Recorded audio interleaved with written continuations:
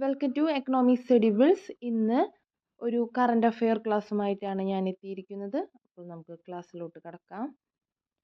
ഉദ്യം registration ഏതു മേഖലയുമായി ബന്ധപ്പെട്ടിരിക്കുന്നു?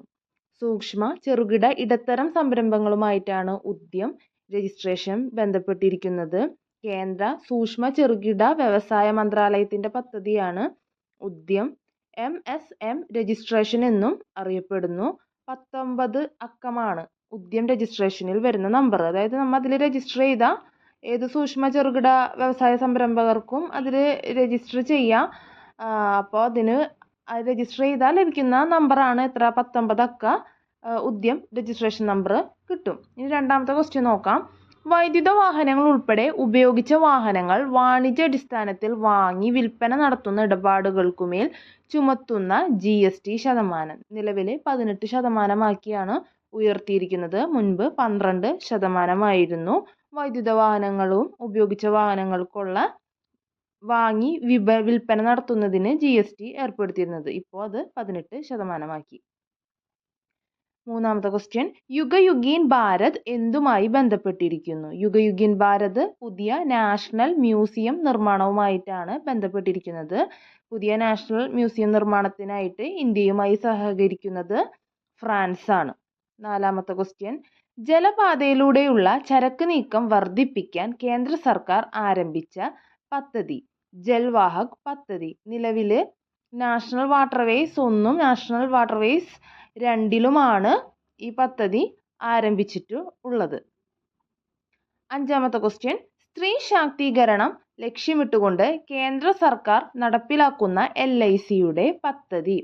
കേന്ദ്ര സർക്കാർ നടപ്പിലാക്കുന്ന LICയുടെ പദ്ധതി, LIC ആണ് അതിന് നേതൃത്വം വഹിക്കുന്നത്. ആലോചിക്കുക, ഭീമ സഖി യോജനയാണ് ആ പദ്ധതി. പദ്ധതി ഉദ്ഘാടനം ചെയ്തത് പ്രധാനമന്ത്രി നരേന്ദ്രമോദി 2024 ഡിസംബർ 9 ഹരിയാനയിലാണ്. അപ്പോൾ സ്ത്രീ ശാക്തീകരണം ആലോചിക്കുക, LIC ആണ് നടത്തിപ്പ് ഭീമ സഖി യോജന. കാരണം PSC അതുപോലെ തന്നെ ഇപ്പോൾ റീസെൻ്റ് ആയിട്ട് വരുന്ന എക്സാമുകൾ എടുത്തു കഴിഞ്ഞാൽ സെറ്റ് എക്കണോമിക്സ് ആണെങ്കിൽ സെറ്റ് നെറ്റ് പരീക്ഷകളിൽ റീസെൻ്റ് ആയിട്ട് ഗവൺമെൻറ് ലോഞ്ച് ചെയ്ത ഏതെങ്കിലും ഒരു പുതിയ പദ്ധതിനെ പറ്റി ചോദിക്കാം. അപ്പം നമുക്ക് വരുന്ന പരീക്ഷയ്ക്ക് ചിലപ്പോൾ എക്സ്പെക്റ്റ് ചെയ്യാം ഭീമ സഖി യോജന ആരാണ് അതിൻ്റെ നടത്തിപ്പ്, LIC കൊണ്ടുവന്ന പ്രോഗ്രാം, അങ്ങനെയൊക്കെ ചോദ്യം നമുക്ക് പ്രതീക്ഷിക്കാം.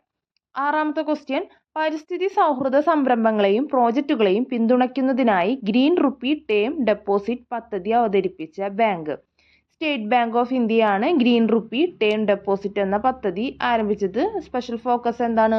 പരിസ്ഥിതി സൗഹൃദ സംരംഭങ്ങളുടെയും പ്രൊജക്റ്റുകളുടെയും പിന്തുണയ്ക്ക്. ഏഴാമത്തെ ക്വസ്റ്റ്യൻ, അവകാശികളില്ലാതെ 10 വർഷത്തിലേറെയായി ബാങ്ക് നിക്ഷേപങ്ങൾ സംബന്ധിച്ച് വിവരങ്ങൾ കണ്ടെത്താനായി റിസർവ് ബാങ്കിൻ്റെ കേന്ദ്രീകൃത പോർട്ടൽ ഉദ്ഗമാണ് ആ കേന്ദ്രീകൃത പോർട്ടൽ. അതായത് 10 വർഷമായിട്ട് നമ്മ ആ അക്കൗണ്ട് പ്രത്യേകിച്ച് യൂസ് ഒന്നും ചെയ്യുന്നില്ല, അതിൽ ഇടപാടുകൾ അതായത് നിക്ഷേപങ്ങളൊക്കെ എടുക്കുന്നുണ്ട്, പക്ഷെ അതിനെപ്പറ്റി നമുക്ക് അന്വേഷിക്കാനും തിരയാനുമായിട്ടുള്ള പോർട്ടലാണ് എന്ത്? ഉദ്ഗം. അതിൽ നമ്മുടെ പേര്, അതുപോലെ ആധാർ നമ്പർ, പാൻ നമ്പർ ഇതൊക്കെ വെച്ചിട്ട് നമുക്ക് ആ ബാങ്ക് അക്കൗണ്ടുമായിട്ട് ബന്ധപ്പെട്ടിട്ടുള്ള ഡീറ്റെയിൽസ് എല്ലാം സെർച്ച് ചെയ്യാൻ പറ്റുന്ന ഒരു പോർട്ടലാണ് എന്ത്? ഉദ്ഗം. എട്ടാമത്തെ ക്വസ്റ്റ്യൻ, ഇന്ത്യയിലെ ആദ്യത്തെ റിവർ ലിങ്കിങ് പ്രോജക്റ്റ്. ഇന്ത്യയിലെ ആദ്യത്തെ അതായത് നദികളെ ബന്ധിപ്പിച്ചിട്ടുള്ള ആ പ്രോജക്റ്റിന്റെ പേരാണ് കെൻ ബെത്വ നദി ലിങ്ക്. ആ പേരിൽ തന്നെയുണ്ട് ഏതാണ് നദി? കെൻ നദിയിലാണ് പദ്ധതി. അതായത് ഭൂഗർഭ വഴി കൂടെ എന്താണ് പൈപ്പ് കണക്ട് ചെയ്തിട്ട് 2 സംസ്ഥാനങ്ങൾക്ക്, അതായത് അവിടുത്തെ കുടിവെള്ളക്ഷാമവും വരൾച്ച അതൊക്കെ തടയാൻ എന്താണ് ഈ റിവർ ലിങ്കിങ് പ്രോജക്റ്റിൽ കൂടെ സഹായിക്കും. അപ്പം അതിൻ്റെ ഗുണഭോക്താക്കളായിട്ട് വരുന്നത് ഉത്തർപ്രദേശും മധ്യപ്രദേശുമാണ്. കെൻ ബെത്വ ആണ് ഇന്ത്യയിലെ ആദ്യത്തെ റിവർ ലിങ്കിങ് പ്രോജക്റ്റ് എന്ന് ആലോചിക്കുക. ആ പ്രോജക്റ്റിൻ്റെ പേര് ആലോചിക്കുമ്പോൾ തന്നെ ഏതാ നദി എന്നുള്ളത് കിട്ടും. ഏതാണ്? കെൻ നദിയിലാണ് പദ്ധതി. ഇനി 9ാമത്തെ ക്വസ്റ്റ്യൻ, ദേശീയ വിദ്യാഭ്യാസ നയത്തിൻ്റെ ഭാഗമായി റൂസ പദ്ധതി നിലവിൽ അറിയപ്പെടുന്നത്.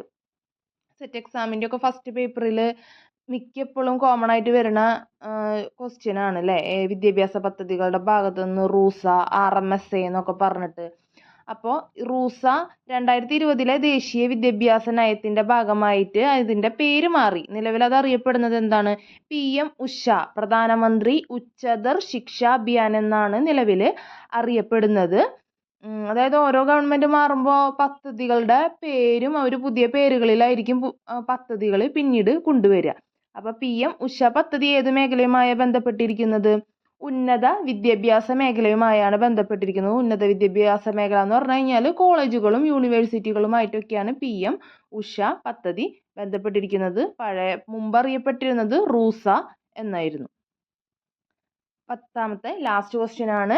ഇന്ത്യൻ കമ്പനികൾക്ക് നൽകി വന്നിരുന്ന പ്രത്യേക നികുതി ഇളവ് എടുത്തു കളഞ്ഞ രാജ്യം. ഇന്ത്യൻ കമ്പനികൾക്ക് നൽകി വന്ന പ്രത്യേക ഇളവ് എടുത്തു കളഞ്ഞ രാജ്യമാണ് ഏത്? സ്വിറ്റ്സർലൻഡ്. അപ്പം ഇന്ന് ഇവിടെ ഒരു 10 ക്വസ്റ്റ്യൻ ആണ് ഡിസ്കസ് ചെയ്തത്. മിക്കവാറും പരീക്ഷകൾക്ക് നമുക്ക് പ്രതീക്ഷിക്കാം. അപ്പോൾ ഇന്നത്തെ കറണ്ട് അഫെയർ ക്ലാസ് എല്ലാവർക്കും ഉപകാരപ്പെട്ടു എന്ന് കരുതുന്നു. അടുത്ത ക്ലാസ്സിൽ പുതിയൊരു വിഷയമായിട്ട് വീണ്ടും കാണാം. Thank you.